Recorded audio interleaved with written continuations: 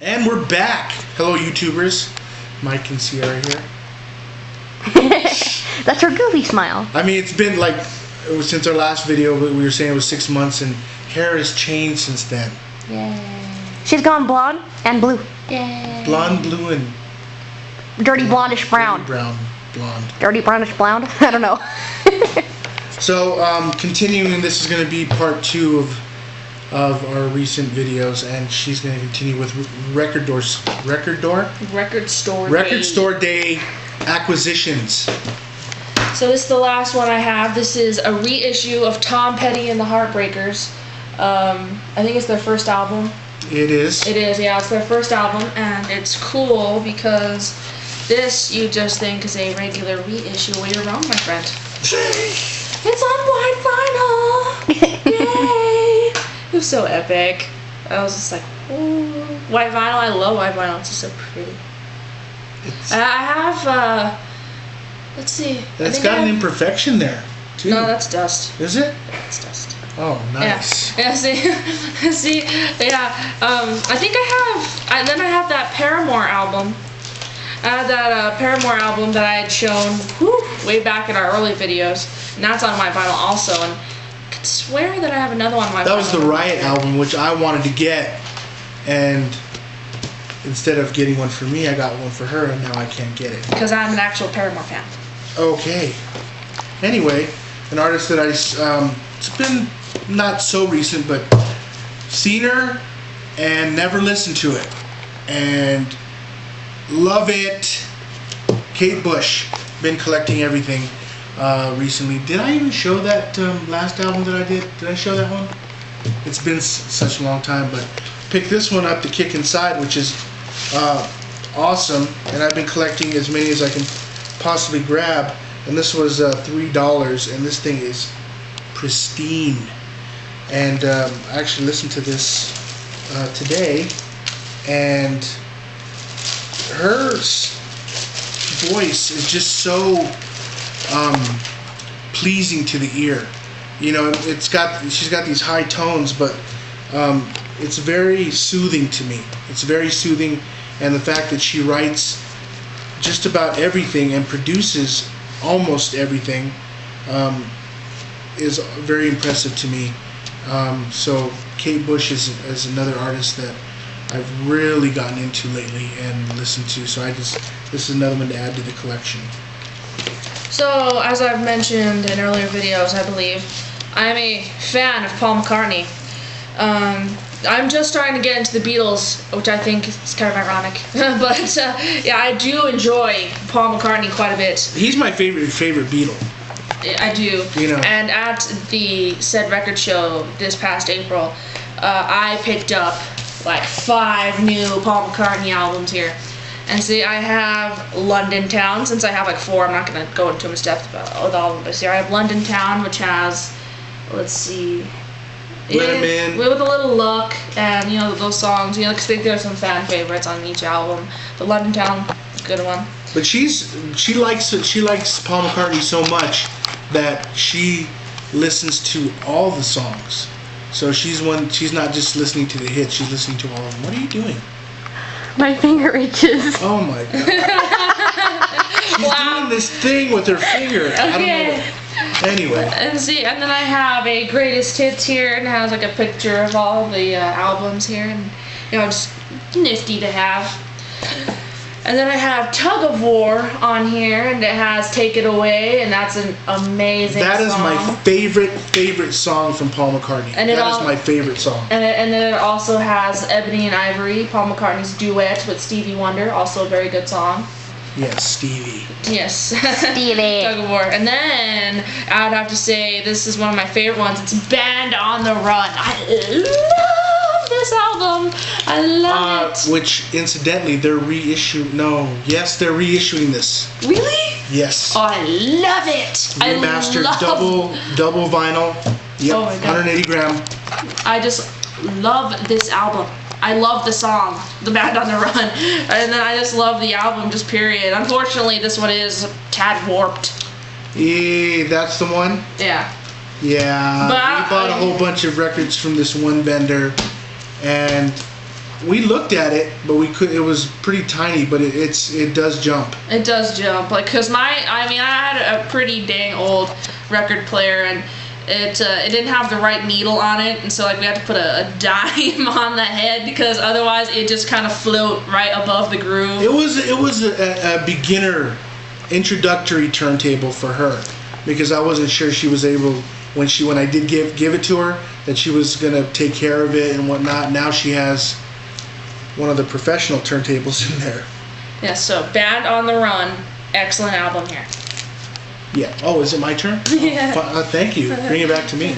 I don't know how many people out there, a lot of the guys that I watch, they don't, except for Mr. Hall of Fame, that gets some of the hip hop stuff. This is Boogie Down Productions.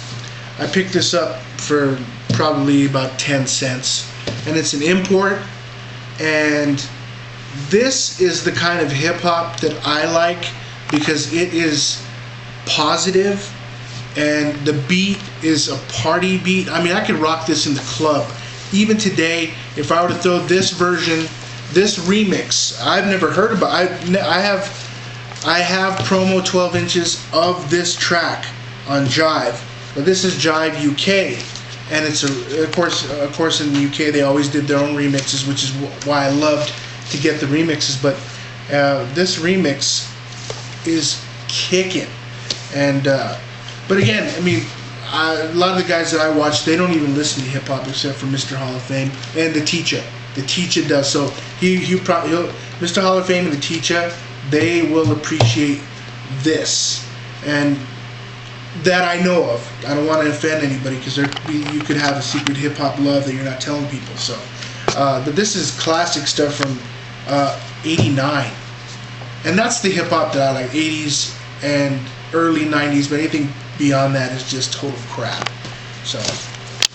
Oh, I missed one real quick here. This is Back to the Egg. Yeah, I got like seriously like 5 albums of Paul McCartney. You did like clean up on Paul McCartney. Yeah. I was like, ooh. I was like, Paul McCartney. I was like going through. He's like, you Paul McCartney fan? I was like, how'd you know?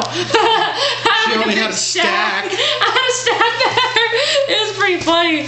Yeah, so that's Back to the Egg. That was also a good album. But this right here is hilarious. This is Bob and Doug McKenzie. And who introduced you to that? You. Okay. Yeah, you're Canadian, This is the Great White North. Oh my God, this is so hilarious. And this has the famous song Take Off with Geddy Lee, baby. Featuring Geddy Lee. And a hilarious song. And this whole thing is so hilarious. Like, I was laughing one night, like, laughing and everyone's just like, shut up, and I was like, I can't, it's so hilarious. Like, these guys are so hilarious, it's so funny. I originally found it first. I found a copy first, and I was telling her about, because she likes Rush, and I was telling her that Geddy Lee, she didn't believe me, that Geddy Lee did the hook of Take Off, and so she had my copy of my album in her room, playing it, and did we get that at the record show? Yes. So we found it at the record show. Now she has her own copy, and I can have mine back. It's so hilarious. Just if you guys haven't heard this, you just gotta look it up. And the thing is it's like, it's good, clean fun. It's clean, yeah. It's not dirty stuff. Like, it's not dirty. It's good, clean fun. Yeah, people think that only dirty comedy is funny, but these guys have clean comedy and it's hilarious. So there you go. I mean, it's a win-win. Besides the reference to beer or whatever, but yeah, there's like no foul language. It's funny. It's good, funny. Clean, funny. It good, is. Clean, funny. Another one of my favorite groups. I've loved them since day one. Since the beatbox and Close to the Edge. Those were big, huge breakdancing songs back in the day. And I picked this one up in a lot actually with this for 20 cents. I didn't have this album, but the unusual thing, this is going to be a first for me, this is from the Philippines. And if you've never, The Art of Noise were so ahead of their time, I mean majorly, and if you know anything about The Art of Noise, they used samplers, they used equipment that back in the day their computers took up a whole room to make up the sounds that they made on their records. So, and I was able to grab this one, and it's on the Chrysalis label, but it does look a little bit different, and it's because it's from the Philippines, but it's in almost great shape. But I couldn't pass it up because I didn't have it, and it was only like 10 cents. And it's got a, for the most part, it does play really good. The cover's in, it still has the original shrink wrap on it. But if you like really experimental stuff that was sample heavy, and their use of samples and sounds, Ann Dudley was incredible, and Trevor Horn, who went on to produce huge hits, and he was actually Trevor Horn. Speaking of Trevor Horn, the very first video ever played on MTV was a video Killed the Radio Star, which Trevor Horn was a part of the Buggles. In case you didn't know that, just a little music 101 for you. Yeah, okay, I don't know if any of you guys remember, but see, I just turned 15 about a month ago, and you guys with the monkeys. Yeah, you guys may be surprised I know who these guys are, but I have... Because I teach her. Yeah, because I have a greatest hits of the Monkees. Yeah, I know they're from what, early 60s, yeah. Yeah, it's the 60s, but I don't just teach her because I want her to learn, I want her to learn about all kinds of music, and she likes all kinds of music, which is the way I think, my opinion, the people should have an open ear to listen to different kinds of music, because you never know what you'll like. Exactly, because some people are hardcore, and like some people are hardcore rockers, and they're like rock, everything else sucks. Like that's how they are, and I'm like, hey, I bet you got an Anne Murray album somewhere in your closet. What do you know about pain?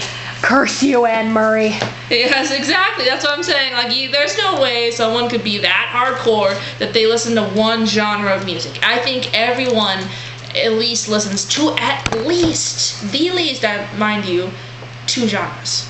Like that. Yeah, you know for a fact that those heavy metal guys have their guilty pleasure that they will take to their grave, and they will not tell anyone. Exactly. And I bet you this is one of them.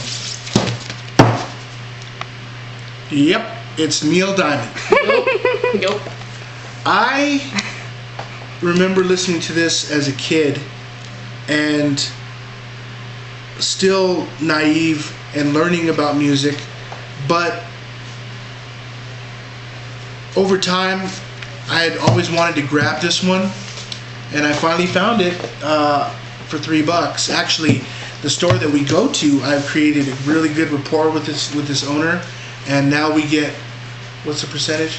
40%. 40%. So I think I paid like $1.25 or something, whatever, for this. But it's in great shape. It's in bless you. It's in great shape. The vinyl is beautiful, and I do listen to some Neil Diamond every now and then. I haven't played this yet because I still need to get some sleeves for some of these. But this is, that guy that's listening to Dark Throne or Dimmu Borgir or Boris or any of those bands. They're at home, they're taking a shower, taking a bath, throwing on some Neil Diamond. Guarantee that. I can't do it. I can't do it. No Neil Diamond for me. I can't do it. She hasn't listened to him either. Oh yeah, I have. I have. Indeed, I have, and it just doesn't do it for me. Oh yeah. So I have here Hall & Oates, and it's a 12-inch of Out of Touch, and I'm not too into Hall & Oates. I do have a couple of songs, but this one's it's a good song. I do appreciate Hall & Oates. I love that song. It is a good song. So, and I found this, I don't know, I think it was I can't remember, if I'm recalling, it was $1, so it was a good deal. It was at one of our regular record stores that we go to. Our regular haunts that we do, yeah, we do. And I love Hall & Oates, but I also like Megadeth and like Metallica, and I like Paula Abdul. You can say what you want, but actually we were talking about the picture disc of her Bon Jovi, which sounds phenomenal. For a picture disc, it sounds really good, and this one happens to be a picture disc as well of her ballad Rush Rush from the early 90s. And when I picked, this is also another in the bunch that I picked up with the Art of Noise and the Boogie Down Productions. As I picked up with this this group, and I've paid next to nothing for them. And this picture disc was unplayed because there's not a spec, there's not a sound. But this is one of the worst picture discs. It's very thin. Picture discs usually are very thick. This one, I can't bend. You couldn't even bend that picture disc. But this one, you can bend it. And when you listen to it, you can tell it's a picture disc. The fidelity is horrid. Absolutely horrid. But this is something I love picture discs. You know, I love them. And it's got, I've never actually seen a 12-inch single of this song, but it's got the album version, and it's got a dub mix, you know, which is, you know, beats and chorus, you know, but it's still a really cool thing to have, considering that whoever had it, either, I mean, you can, if you play a picture disc a few times, you'll get some cue burn out of it.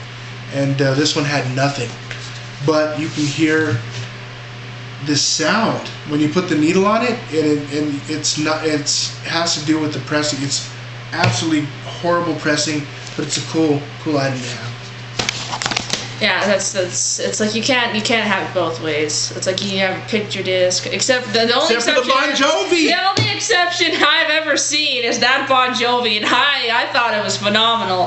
How much time do we have? About 2.5 minutes. Oh, God. Okay, so let's see. I have here Falco, which has Rock Me Amadeus. Wait, do you mean from Star Fox? Just kidding. Oh my God. Bad taste. Yeah. Bad form. Yeah, so that's Rock Me Amadeus. His biggest song. Yeah. It's his biggest song. Is that the full length? Yes, it is. When did you get that? You found it for me at Knob Hill. You're all, ooh, look at this. I know, but see what happens when we go to stores, I get so into looking and crate digging, and she bring, you know, I'll see something and I'll hand it to her. Oh yeah, I want that, and I forgot. I go back to looking, and we just keep. I put them in a pile. We put them in a pile. We just go up with a pile and buy them, and then I forget what I pick for her, find for her. So exactly. So yeah, Falco's pretty awesome. And then I have Scandal, the Warrior. I'm seriously, like, everyone knows that song. This is worse than Stewie's iPod commercial. Yeah. If anyone seen that Family Guy or Stewie does the iPod commercial. They use that for the commercial, but that's a great song. It is, featuring Patti Smith. Smythe. Smythe? Patti is Smythe. Really? Smythe, dear, not Smith. Oh, Smythe. I always thought it was Smith. Miss My bad. Doubtfire. Anybody get that reference? No? Okay. Sorry, that was me, a little ignorance right there. But anyway, yeah, so that's also a good song. So yeah, here we go. What am I looking for? Oh.